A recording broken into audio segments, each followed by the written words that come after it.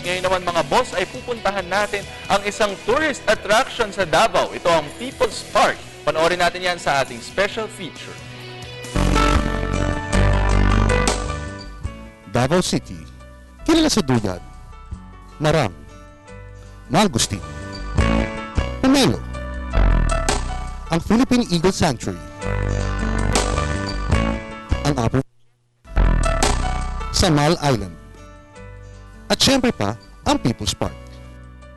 Isang cultural theme park na natatagpuan sa gitna ng Davao City. Ito ay binuksan noong ika-15 ng Disyembre taong 2007.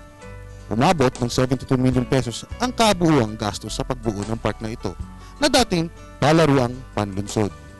Maraming pwedeng puntahan sa loob ng People's Park at ito nga ay naging isa sa mga pangunahing puntahan at major attraction dito sa Davao City. Agaw pansin sa loob ng park ang Durian Dome na hango sa isang pangunahing prutas na mabibili dito sa Davao City at ito ang nagsisilbing main entrance nito. Okay, tinawag namin itong Durian Dome dahil makikita nyo naman ang konsepto talaga niya parang durian. Yung ano doon, yun ang parang tinik ng durian.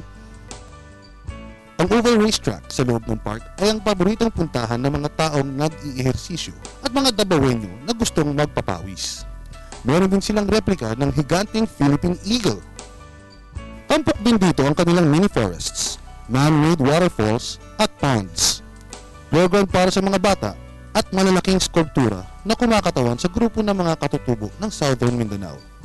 Ito ay mula sa malikhayang isipan ng artist na si Kublai Milan. At kung pagod na sa pag-ikot sa loob ng park, pwede rin umupo at hayaang aluin ng mga pigeons sa iyong paligid. Ni-invite ko kayong pumunta kayo dito sa People's Park. Sinisiguro ko sa inyong mag-enjoy kayo dito sa loob. Marami kaming puno na makita dito sa loob. Ang hinihingi lang namin talaga yung cooperation nyo sa lahat ng bawal dito sa loob ng park. Tunay ngang ang People's Park ng Davao City ay sumasalamin sa mayabong na kultura at masayang pamumuhay ng mga Davaoenos.